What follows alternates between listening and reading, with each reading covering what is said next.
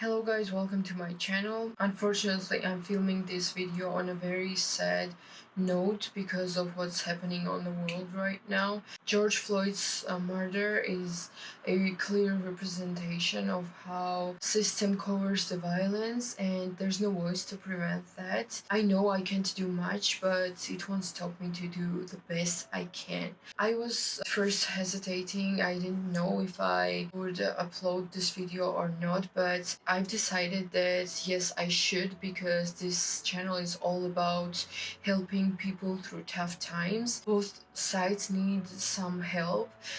Even these violent people, they need some serious mental help. There's no such kind of a jail that makes person better, right? So today's video will be all about low self-esteem, which sometimes manifests into the violence in a person. It's not necessarily physical. You can hurt people with words, with actions, and so on. Mostly what we do is we are trying to convince others that we are worth or we are superior. So we try to impress them so that they rate us, praise us, compliment us, or critique us. And then based on their opinion, we evaluate ourselves. And this is the worst thing you can do to yourself. Do you even understand how much power you are giving to others to manipulate you, especially in competitive environments? So let me tell you 10 tips on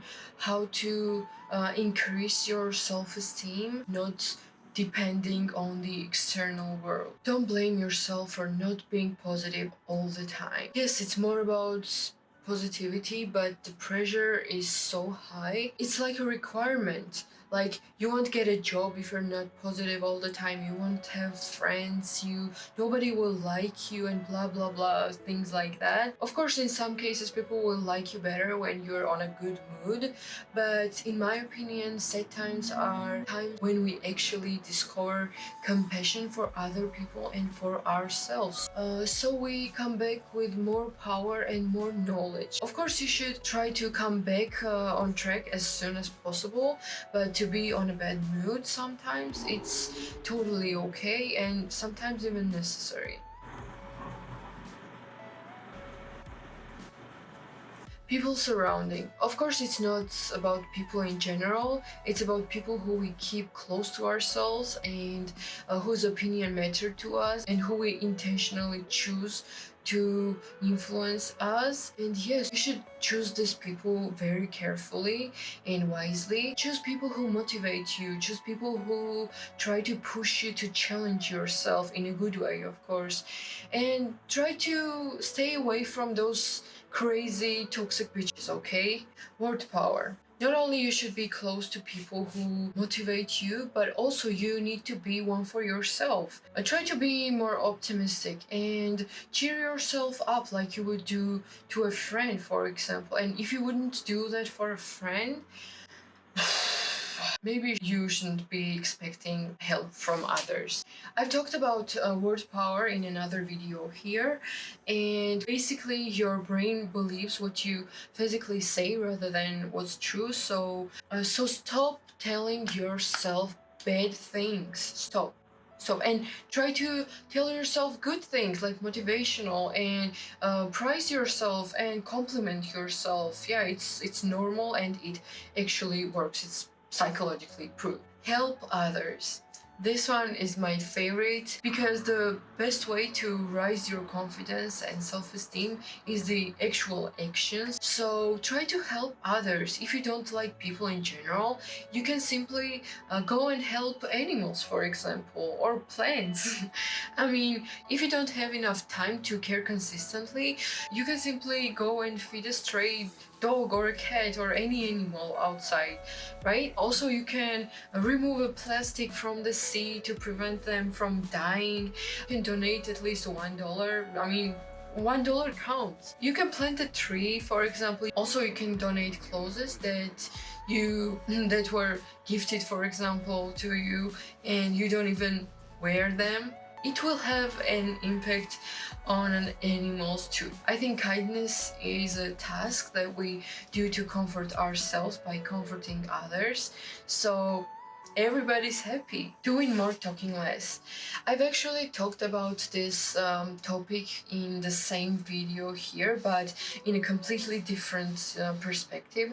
The way this affects your self-esteem is that you may feel very, very disappointed in yourself when you find out that you've been lying to yourself, that you're doing something valuable, and turns out that you're just trying to brag to other people. In reality, you're just bragging. Sorry guys, the light may change time to time because it was cloudy outside, and now the sky decided that it wanted to be sunny. So yes. Complete a task. This one is quite helpful. My biggest issue was that I'm a quitter, and yeah, maybe it's not your issue, but still this tip will be very helpful. You need to take a baby steps and maybe create a list of things that you want to do to affect your self-esteem in a good way, and try to complete them. And if the task needs more time, try to break it down in smaller steps and try to reward yourself after completing each one. Also, it's very important to complete a bigger goals. This will drastically change your mind about yourself. Take a task that's important to you and just do it. Save money for your favorite concert, get better grades, or get better at swimming or stretching. Just be patient and the reward will be immense, trust. Usually think what you've done right than what you've done wrong. At some point you will still have to move on and accept what you've already done. So maybe concentrating on the good things that you've done will help you and change your mind. Maybe you're not as bad as you thought, right? It's good to make a list of things that you've achieved or done well. For example, I helped my mother to clean the garden. I gave a sandwich to a homeless person. I helped an old person to cross the road and stuff like that. Don't expect gratitude from other people. Try to thank yourself. Consider what you've done wrong as a lesson and not as a self-destructive weapon. I'm a huge believer that everything happens for a reason, and yes, learning process can be quite painful, but today's mistake may help you overcome tomorrow's obstacles. So think about that. Everybody has their own path, and do not compare your life to other people's lives, because there are so many unfair advantages and you may own some of them too. Embrace the fact that you're an individual and you own an individual life. For example, Paul Gauguin, a very famous impressionist painter, who started painting at the age of 42, as I remember. So imagine this stopping him from becoming an artist.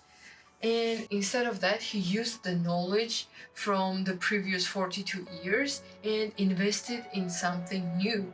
I hope you guys liked this video. I just want to add something. World's huge and we are all scared of it sometimes. Some of us maybe are just better at hiding our feelings, but it's okay to feel down. And it's okay to rest when you need it. And I promise sooner or later you will regenerate your energy to go and explore again. So please take care, and I mean, I'm trying to do my best what I can.